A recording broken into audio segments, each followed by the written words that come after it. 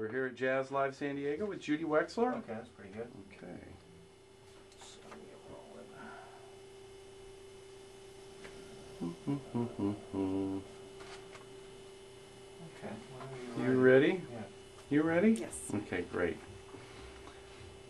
We're here at Jazz Live San Diego with Judy Wexler. Judy, welcome to Jazz Live San Diego. Vince, it's great to be here. Thanks so much. Well, tell us a little bit about the band that you've got playing with you tonight here at Jazz Live. Well, first of all, they're fantastic, and they comprise Jeff Colella on piano, who was Lou Rawls' musical director for many, many years, and Chris Colangelo, who worked with a lot of luminaries. Presently, Jack Jones, he's toured with Yusef Lateef, and he's fantastic. And Steve Haas on drums, who is currently the Manhattan Transfers drummer. All fantastic musicians.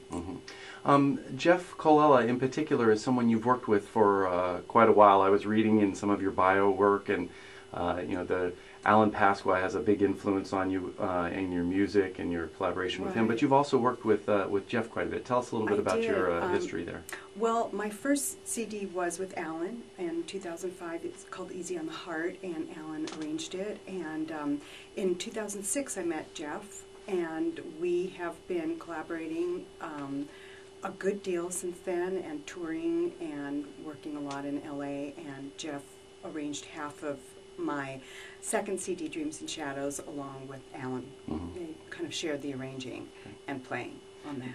Is this a band? So these are guys that you know. Steve Haas, I see, played on Under a Painted Sky. Right, and he also played on Dreams and Shadows. Oh, excellent. So he's been around with you right. for a while. I do know them, and I've worked a lot with them. Excellent. With all of them. And you live in LA? I do, in Glendale. Are there opportunities for you to work in LA? There are fewer and fewer, unfortunately, but there are some nice spots, particularly a kind of new club within the last 3 years, a much-needed place for jazzers, which is called Vitello's Jazz Club. I think it's one of the best places in Los Angeles to hear live music. Great, so you get to work there. And I get to work there, and yeah, it's a wonderful place. Well, let's talk a little bit about last year's Under a Painted Sky. By the way, fantastic disc, and got a lot of airplay here at the radio station. I was reading an interview that you did where you said, what would be good is if someone was sitting in a hot tub and just wanted to relax and listen to a collection of songs. Tell us what you were trying to get to with Under a Painted Sky. I wasn't really going totally for massage music. Well, it doesn't seem like it. Good, I'm glad. But I wanted to have a certain feel for it, a relaxed feel. Sometimes when you listen to music, whether it's jazz or otherwise, there can be agitation. And I wanted something that would offer something peaceful for the listener, and also turn them on to some new music, because I like to explore new repertoire and songs that aren't done a lot, and so I tried to combine those two concepts with doing Under a Painted Sky. So that's repertoire seems to be a very big thing, as you just touched on, for you, and finding new music to do. You're not doing the classic Great American Songbook kind of thing. Is that a way for you to stand out? Because there's a lot of vocalists that are doing that kind of thing, the American Songbook. Well, it could be a way for me to stand out. It's not my plan. My plan is to find great tunes that are underdone. And in my opinion, most of what I do, which isn't well known, could qualify as a Great American Songbook, except it just never got to that level. I mean, most of them are from Broadway shows, like all the Great American Songbook tunes. So I just think, for whatever strange reason, there are tunes that haven't been explored as much.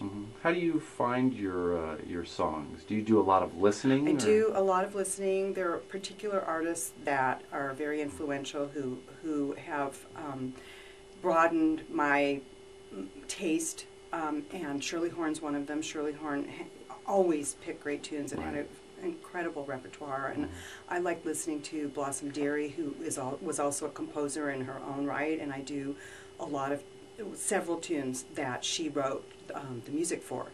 And so there are artists who have influenced me with repertoire. And So do you focus on melody or on lyric? I focus on both. Oh, okay. Because if it has a beautiful melody but the lyric is stupid, then forget about it. Or if it's too victim-y, then I can't sing it.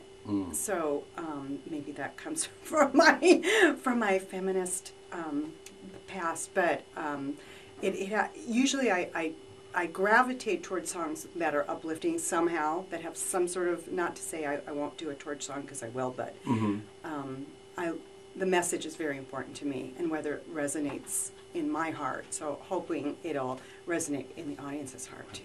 Well, I see that in college you were both a music major and a psychology major too, correct? Well, actually, I was a psychology major and a theater major. Mm-hmm.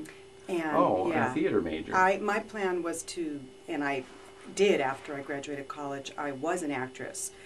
I didn't do anything with the psychology major. Oh, really? No, nothing. I got the degree, but I didn't pursue it any further. But I became an actress in San Francisco. So do you think that that psychology part has any influence on what you do when you're choosing music? You're talking about choosing uplifting music and the way you interpret music, or is that... I think it influences in a lot of ways. I don't know what they are. They're, at this point, probably subliminal. Right. I think being an actress influences me more, just in terms of reading lines and having a subtext and things, which all singers do anyway, but right. I think the training was helpful. As we were talking about collaborators, and we talked about the pianist you're with tonight, Jeff Colella, but Alan Pasqua is a big collaborator with you. Tell us a little bit about his role on Under a Painted Sky. Well, as I said, he arranged it. He was very involved in the tune selection process, and what I thought was very interesting in working with him on that is that I would suggest a tune if he felt that he couldn't arrange it within, let's say, half an hour, then it didn't work for him. And I thought that was really kind of fascinating approach, because that was the way the tune resonated with him, that he felt that he didn't want to touch it unless it really spoke to him. So it was very interesting. And do you get to play with him often? He's a very busy guy. He's very busy. I have played with him for CD release parties, but right. I don't go out on the road with Alan.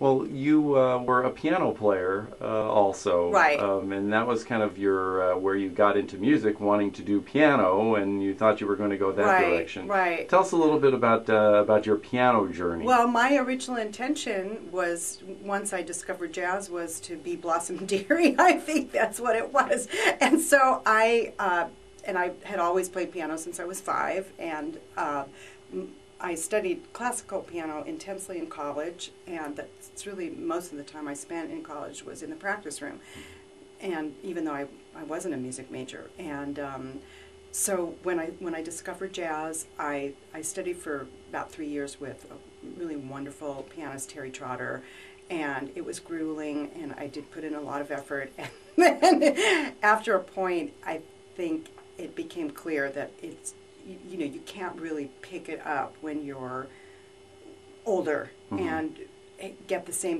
kind of fluency that you would if you started out as a little kid studying jazz. So I just decided to kind of leave it for the practice room, for my own practice room, and really hire and work with these incredible people that I get to work with.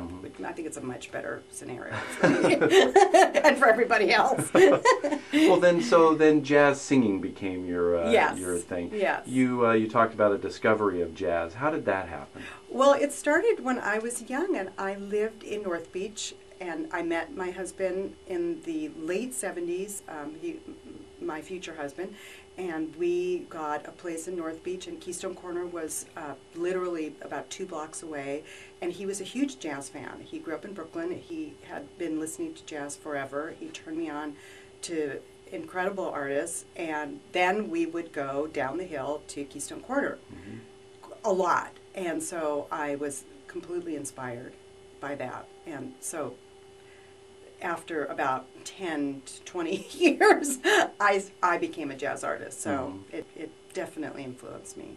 So what made you make the switch from the time you were spending on stage and in TV and acting to dedicating yourself to music?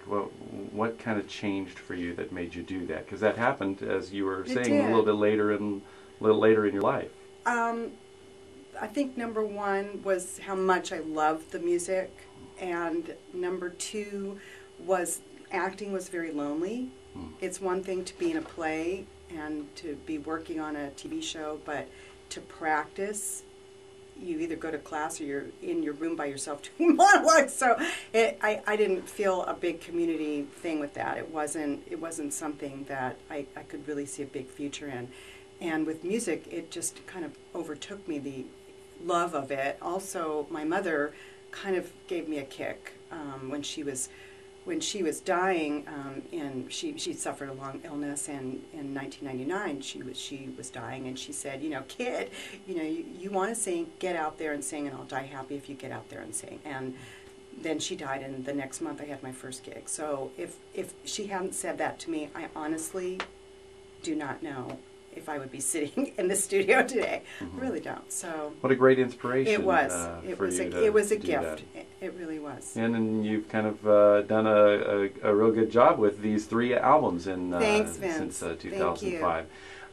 So with Under a Painted Sky, were there any parts of that as you were kind of working on that you left out, that you might want to pick up and do later, some things that you learned from that? Well, as a matter of fact, we did leave out Blood Count. And Bob Mintzer had a beautiful bass clarinet solo on that, so it's a little heartbreaking. But again, going back to the lyrics, very morose. Right. And depressing. And so we thought maybe it didn't fit with the rest of the... Maybe not so much. So we left that alone, and I probably won't do anything with it. So what plans do you have for the future, Judy? You've got this disc out last year, doing a little bit of touring, as we see, and I saw some dates coming up on your schedule. Right. Tell us a little bit about what you've got coming up. Okay. Well, thank you for asking, and I'm doing a birthday show. I won't say what birthday it is, but it's at Vitello's, the club I mentioned, and on April 19th in Los Angeles, and I'll be going to Boston, playing at Scullers in May, and playing at Birdland also in May on that same trip. And I'll be going to Vancouver. There's a wonderful, I'm sure you play Corey Weeds, a wonderful tenor player. He's got a club in Vancouver that we'll be going to in July. And just trying to keep the momentum, keep finding new tunes, working on them, and hopefully in the not too distant future make another recording. Excellent. Well, where can folks find out more information about you? Thanks for asking. My website is judywexler.com, and I'd love people to visit it. It's a very clean website. So, and all the music from all of my CDs is featured there. Do you participate in social networks too, like Facebook and Twitter? I have a band page. There's music on my band page on Facebook, and it's Facebook, judywexler.music, if people are interested. I'd love to hear from anyone who's listening. Excellent. Well, good luck with everything you've got going on in the future, Judy, and we look forward to hearing you tonight here on Jazz Live San Diego. Thanks for coming. Thanks so much, Vince. It's my pleasure. Great. Judy, we do a simple ID if you don't mind. Oh, I'd love to.